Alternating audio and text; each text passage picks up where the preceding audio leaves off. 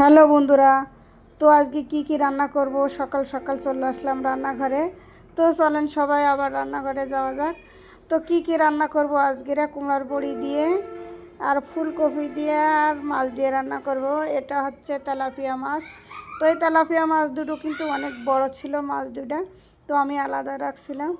যেহেতু আলাদা করে রাখছিলাম, অন্য মাছগুলো সব ছোট ছিল, তো এই দুইটা মাছ অনেক বড় ছিল, তো আলাদা রাখছিলাম যাতে আমি ভুনা করব, কিন্তু সেটা আর হলো না। আজকে কি মনে হলো যে আমি ভাজি করে তারপরে তরকারিতে দেবো।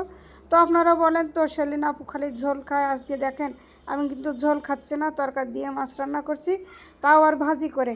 আসসালামু আলাইকুম, কী অবস্থা সবাই কেমন আছেন? আশা করি সুস্থ ভালো আছেন। আলহামদুলিল্লাহ আমি বেশ ভালো আছি।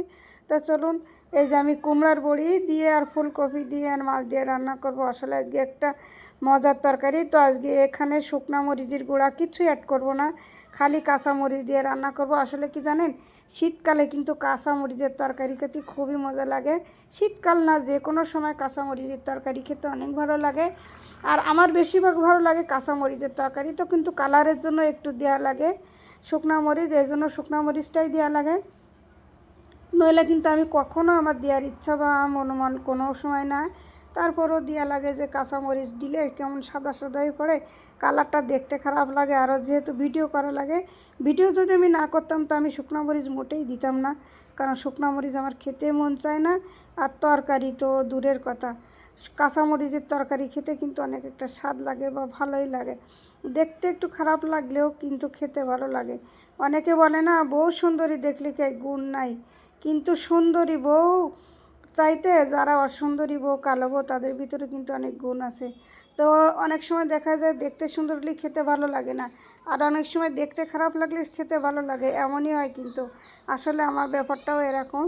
তো কাঁচামরিচ দিয়ে আজকে তরকারি রান্না করছি, আমার আজকে কিন্তু অনেক মজা লাগছে, যে অনেক মজা করে খাওয়া যাবে। আসলে কি জানেন, কুমড়ার বড়ি দেওয়ার সাথে, আর এটা হচ্ছে মাছের তরকারি, তো মাছ ভুনা করা এটা। তো এটা আসলে কি জানেন, মাছ ভুনা করতে চেয়েছিলাম আমি, ওই মাছটা কিন্তু হয়নি। আবার সাথে সাথে আজকে মাছ নিয়ে আসছে, তো সেটাও করলাম, আবার সাথে একটু ডিম ভুনাও করলাম। যেহেতু আজকে আকাশবাবুর একটা বন্ধু আসবে সাথে, তো ও বলছিল যে আমার একজন লোক আসবে, যদি পারো একটু বাড়িয়ে কিছু রান্না করো।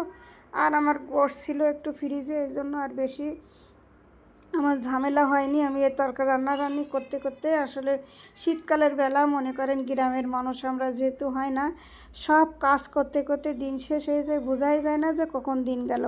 শীতের বেলা অল্প বেলা, আর তার ভিতরে যদি লোকজন আসে তাহলে কিন্তু আরও অনেক কষ্ট হয়। আসলে কষ্ট বলতে কি, মেয়েরা আমাদের এই কষ্টটা সহ্য করতেই হবে, যেহেতু আমরা মেয়ে, সব কিছু সামলানোর দায়িত্ব আমাদের। তো আজকের মতো এখানে বিদায় নিলাম, আবার সবার সাথে দেখা হবে। সেই পর্যন্ত ভালো থাকবেন।